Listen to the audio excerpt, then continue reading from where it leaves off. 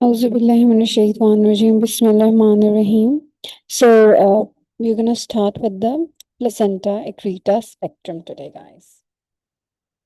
So, the thing is कि जो term होती है morbidly adherent placenta, ठीक है, ये बहुत common है, but this is now an old nomenclature, and now the RCOG guideline says that we are not supposed to use this term anymore. Now we have the term placenta accreta spectrum. Okay. अभी जो placenta एक्रीटा spectrum है, ये तो सबको general तो पता ही है that we have एक्रीटा, इनक्रीटा and परक्रीटा. अब इनमें क्या डिफरेंस होता है? बेसिकली क्या होता है कि अगर मैं क्लासिक डेफिनेशन की बात करूँ, जो गाइडलाइन में लिखी है वो ये है कि हिस्टोपैथोलॉजिकल टर्म है जिसमें जो आफ्टर बर्थ होती है. आफ्टर बर्थ क्या है?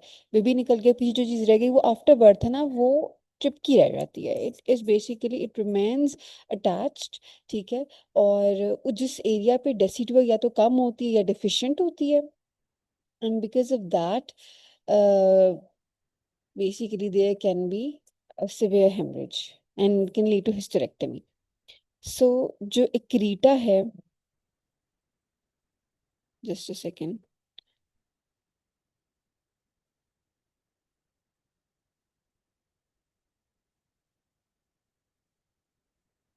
Let me just. अच्छा, तो जो एक्रीटा है उसमें क्या होता है कि अप्रोक्सीमेट कर रही है मायोमेट्रियम को, ये इन्वेड नहीं कर रही. इन क्रीटा में इट्स इन्वेडिंग इन, और ये सिरोजा तक भी जा सकती है. पर क्रीटा में कहते हैं कि थ्रू एंड थ्रू यूट्रस को एक तरह से परफोरेट करिए पर क्रीटा, और सिरोजा के बाहर निकल के सराउंडिंग स्ट्रक्चर जैसे ब्लैडर, रेक्टम, उन तक जा सकती है. तो इसमें आपको कॉम्प्लेक्स पेल्विक सर्जरी करने की जरूरत पड़ सकती है इन केस ऑफ पर Creta. So you should keep in mind that you might be needing a complex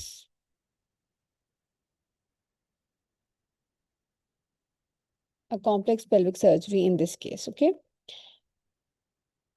Now the next we have the incidence. So the incidence is basically very variable. For Previa, the incidence was 1 in 200. Over here, it's from 1 in 300 to 2000. Okay, it's like a very large value.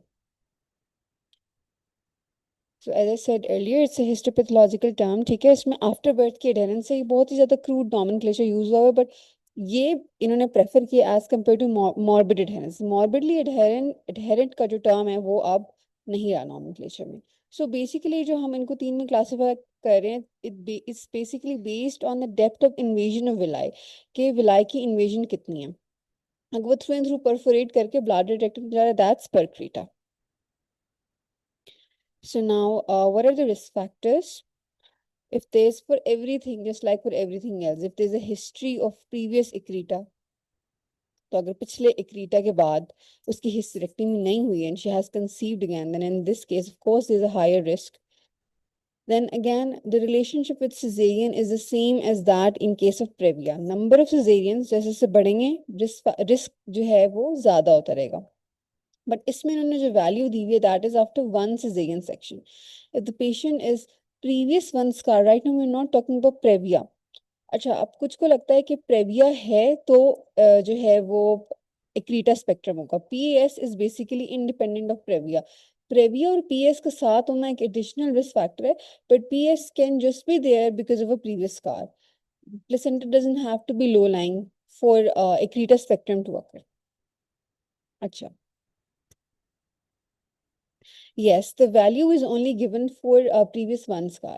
So if the patient has undergone one cesarean section, then there is a 7-fold increased risk of PAS. अभी PAS कह रहे हैं, इसमें specify नहीं कर रहे कि इन कीटा होगा, पर कीटा होगा, एक्रीटा होगा, पूरे स्पेक्ट्रम की बात हो रही है. Now other risk factors, as you all know, uterine surgery अगर कोई हुई है, मायोमेक्टमी हुई है, या यूट्रस में कोई एनॉमली है, बायकॉन्वेट यूट्रस है, अगर बार बार एंडोमेट्रियल क्यूरेटाजेस हुए हैं उसके बाद भी. अच्छा, now then we have the other thing जो क्रूड थे हमारे पास प्रेविया के लिए और एब्रप्शन के लिए भी थे, ये as, maternal age, and ART. That is most commonly IVF.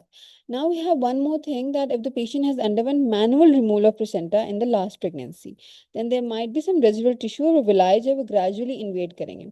Then another thing is cesarean scar pregnancy. अब जो cesarean scar pregnancy है, इसमें placenta accreta spectrum का होना, it's not it's basically common sense, because scar में जैसे जैसे वो इन्वेजन होगी तो विलाय तो इन्वेट करेंगे। अब यूजुअली सेकेंड स्कार प्रेगनेंसी को टर्मिनेट कर दिया जाता है, but if it goes on then it has very bad outcomes. So in the first trimester it's not going to be very drastic, लेकिन जो second half है प्रेगनेंसी का उसमें अगर आपने उसको तो टर्मिनेट नहीं किया तो बहुत ज्यादा विलिस इन्वेजन हो सकती है, उसके बाद टर्मिनेशन बहुत ज्यादा खतरनाक हो जाएगी।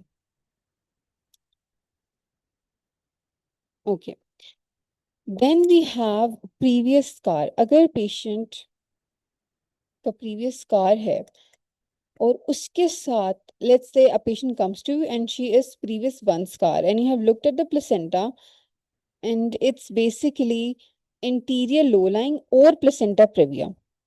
इंटीरियर लो लाइंग होना ज्यादा खतरनाक है, ठीक है, या फिर अगर प्लेसेंटा प्रेविया, तो इन दोनों में आपने अपने दिमाग में स्पेसिफिकली उसको स्क्रीन करना है फॉर पीएस।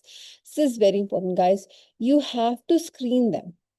और ये अपने दिमाग में रखें कि पोस्टीरियर लो लाइंग से ज्यादा डेंजरस इंटीरियर लो लाइंग है इन टर्म्स ऑफ इंसिडेंस, लेकिन अगर एक दफा हो गया है तो फिर पोस्टीरियर को सही से देखने के लिए you will be needing an MRI for invasion. लेकिन अभी डायग्नोज नहीं हुआ, you are just booking the patient, just assessing her, और she has come to you to show her anomaly scan and she is a previous one scar. Previous one scar में कितना fold increase था? 7 fold increase था PAS की incidence का। So basically, if she's previous Sanskar and she has interior low lying or previa, then you have to specifically screen her. लेकिन despite all of this, still half to two-third of PAS go undiagnosed. This is a very important question. क्योंकि कितने जो हैं वो undiagnosed रह जाते हैं। Okay, now we have talked about the screening. आपने उसे डायग्नोज कैसे करना है? सो बेसिकली एडहेरेंस देखनी है तो दिमाग में आता है एमआरआई, दिमाग में आता है पहले स्कैन कर लेते हैं फिर एमआरआई कर लेंगे। बट अब जो बेसिकली गाइडलाइंस है, they are saying that the expertise of and the efficacy of scan and MRI are equal, providing that they are performed by an expert. Similarly, as I was saying, that TVS is safe in Previa, but it really depends on who is performing it. If you are performing a TVS and you're not a trained radiologist, then you're basically going to harm the patient. Achha, so it basically depends ke scan kar kaun raha hai. If you don't have any expertise available, then you have to refer the patient to a specialist unit jahan pe proper scan ho sake. And scan is enough for diagnosing and for proceeding with management.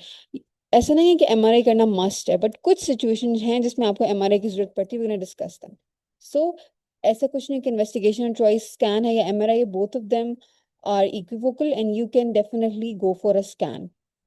But then we have scenario based questions. So what are the types that we have? We have a grayscale method, we have the color Doppler, and we have the 3D power Doppler. Okay. So grey scale के साथ आप CDI को या 3D power Doppler को combine करके इसकी efficacy, मतलब इनमें से कोई भी ग्रे स्केल के साथ इनमें से कोई भी एक एक्स्ट्रा लेके आप इसकी एफिकेसी और इंक्रीज कर सकते हैं। But you have to refer to a specialist unit with imaging expertise. Now sensitivity is 90.7 and specificity is 96.9। इसको अगर हम एमआरआई से कंपेयर करें तो एमआरआई की बहुत ही इन्होंने वाइड रेंज दी हुई है। MRI sensitivity for PAS is 75 to 100% and specificity is 65 to 100%. I'm stuttering again and again. So similar when experts are performing them, okay? There's no difference in the results of scan or MRI. No, none of these is superior to the other, okay?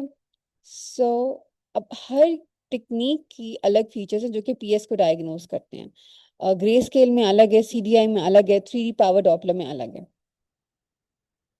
So in grey scale you are seeing that हमारे पास vascularity increase हुई है जो bladder और uterus की interface है यहाँ पे। Then again, they're just some crude images that I found. Let me just zoom in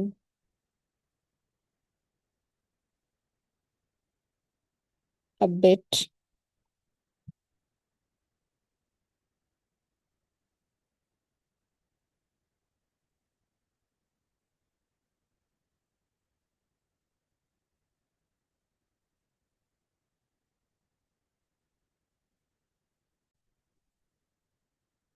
Okay, so there was an interruption. So what was I talking about? Okay, मैं खुद भूल गई कि मैं क्या कह रही थी guys. अच्छा मैं कहती कि we have these three techniques for scan. We have grayscale, we have CDI, and then we have 3D power Doppler. And then the sensitivity you should know for a scan is 90.7 and specificity is 96.94. And for MRI, I said that the values are very broad and they go till 100%, but the lower limit is 75 and 65, which is not that good. But still, they're similar depending on who is doing the imaging, okay? But now we have an important question that if the patient is having posterior placentation, so what was about interior placentation? About interior, we said that with a previous one, if a previous one scar comes with an interior low lying, then you have to specifically screen her for PES. Now you have diagnosed PES. Now you have realized that this patient has a posterior placenta and she is falling into the PAS, or you're suspecting parametrial invasion on the scan, or the patient has a history of parametrial invasion in the last pregnancy. So in this case, now you will need an MRI because for depth of invasion and for lateral extension, scan is not that good. So the question can come to you that for posterior presentation, if you want to look for invasion, what are you going to go for? Then you're going to go for an MRI. तो ये दो situations आपने याद रखनी जिसमें आपने MRI को pick करना है जो प्लेसेंटा पोस्टीरियर हो और डायग्नोज है पीएस, तो अब आप उसका एक स्कैन के बाद एक एमआरआई भी करवाएंगे और पैरामेट्रियल इन्वेजन है, ठीक है, या फिर आप वैसे ही डेप्थ ऑफ इन्वेजन और लेटरल एक्सटेंशन देखना चाह रहे हैं तो इन दोनों चीजों के लिए you are going to need an MRI. Okay, now the next thing is scan का ही पॉइंट है कि हमने कहा कि अगर हम सिर्फ स्कैन कर रहे हैं, ठीक है, या तो वो सिर्फ प्रेविया है या वो सिर्फ प्रीवियस संस्कार हम इन्वेजन देख रहे हैं, देन द सेंसिटिविटी वाज 90%.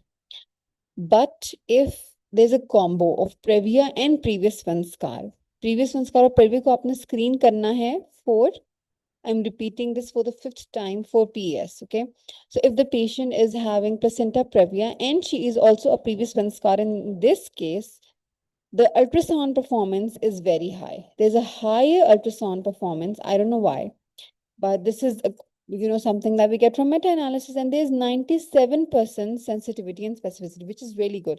मतलब अगर previous संस्कार और प्रेविया इन दोनों को combo patient आपके पास आती है तो उसकी scan की sensitivity specificity increase हो जाती है, 97% हो जाती है, okay? So this is actually huge. Now we have कि अब आपने डायग्नोज तो कर लिया, ठीक है, आपने स्कैन किया या एमआरआई किया, जो भी किया, ठीक है.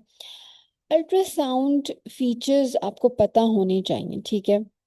किस अल्ट्रासाउंड में अभी आपको बताऊंगी जब मैं गाइडलाइन खोलूंगी ना, which ultrasound feature has the best specificity. This is a very important question. अभी ओवरऑल स्कैन की सेंसिटिविटी वाज 90%, ओके. स्पेसिफिसिटी कौन से फीचर की सबसे अच्छी होती है? What is the answer to this? अगर यूट्रस और ब्लैडर इंटरफेस एबनॉर्मल हो, the answer to this is an abnormal uterus and bladder interface, ठीक है. मैं आपको दिखा देती हूँ, इसका इमेज मैंने डाला है, बाकी फीचर्स मैंने नहीं दिखाए हुए. ये हम देख सकते हैं कि over here we can see that the bladder wall is interrupted, ठीक है. ये तो छोटे छोटे सेरेशन नजर आ रही है, मतलब इनकी इंटरफेस एबनॉर्मल है और ये फीचर बेस्ट है स्पेसिफिसिटी के हिसाब से. ना बेस्ट प्रिडिक्टिव एक्यूरेसी किसकी है? अब ये इन्होंने क्योंकि पॉइंट्स दिए हैं, so there are questions. Best predictive accuracy जो है वो कलर डॉपलर पे अगर आपको एबनॉर्मल वैस्कुलेचर मिले, which is common. Abnormal vasculature जब मिलेगा बिकॉज प्लेसेंटल टिश्यू ने इन्वेड किया हुआ, तो उसके एबनॉर्मल फीडर वेसल्स जाएंगी जो कि एबनॉर्मल वैस्कुलरिटी दिखाएंगी. This is not even a question, this is a common sense thing. और इसमें भी सेंसिटिविटी 90.74% हो जाती है, ठीक है. सेंसिटिविटी ऑलरेडी हमारे पास 90% है, तो उससे हमें कोई फायदा नहीं हुआ. सो अब मैनेजमेंट कोई होगी, वही एमडीटी होगी, मल्टीडिसिप्लिनरी टीम स्पेशलिस्ट सेंटर ना. You don't know how much the invasion is going to be, okay. आपको स्कैन जो इमेजिंग है एस्टिमेट देती है, यू डोंट नो कहाँ तक जो है वो स्प्रेड है.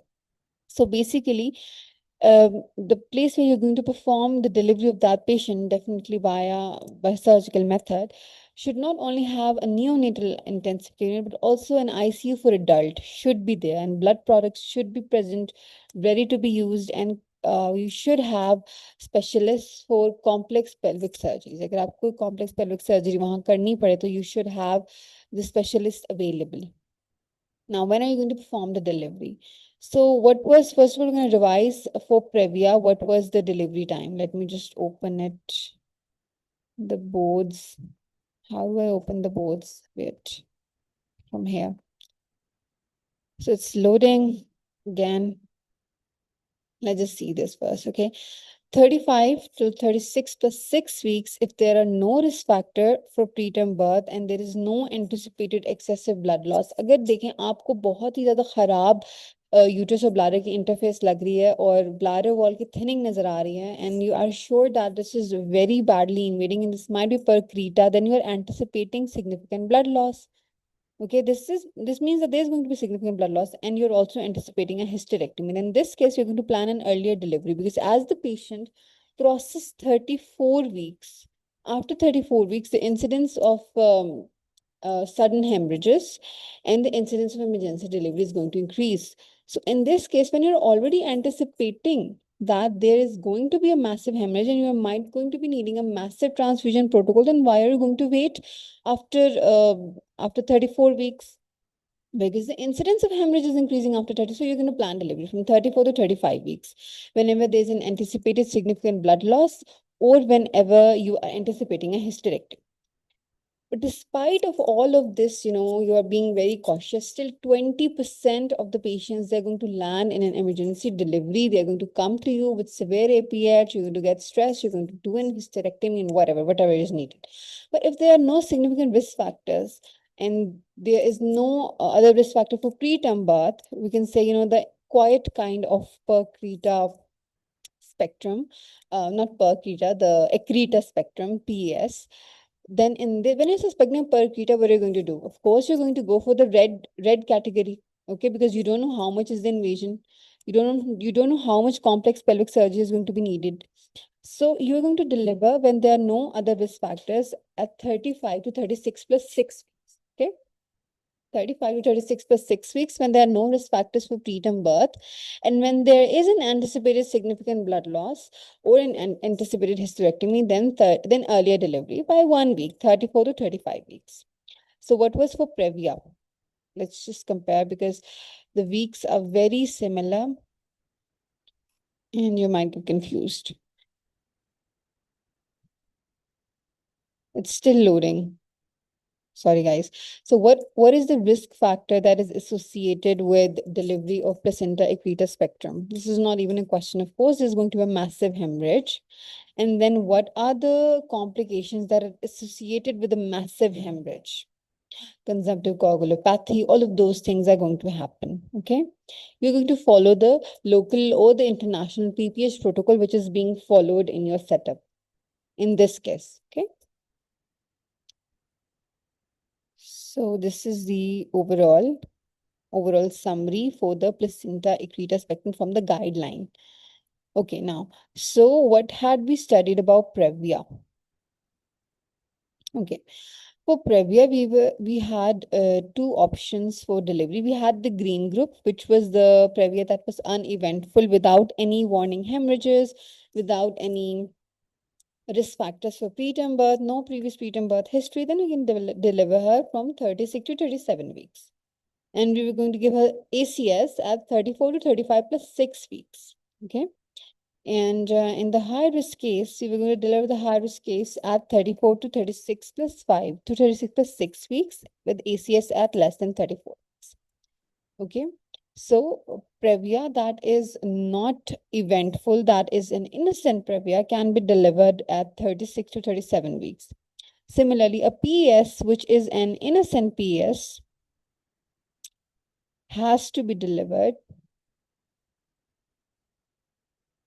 Where is the slide? At 35 to 36 plus 6. So 36 to 37 for an innocent Previa and 35 to 36 plus 6. You're not going to see a PES at 37.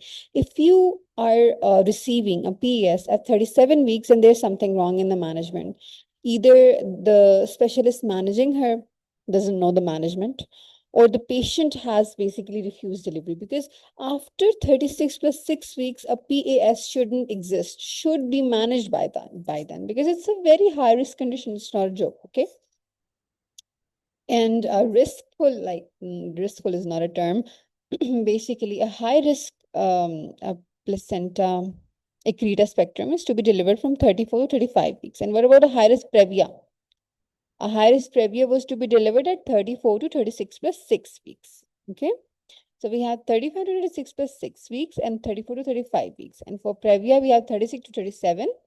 And then for high risk, we have 34 to 36 plus 6. Now, in the next session, we are going to read the GTG that I have just explained. Okay.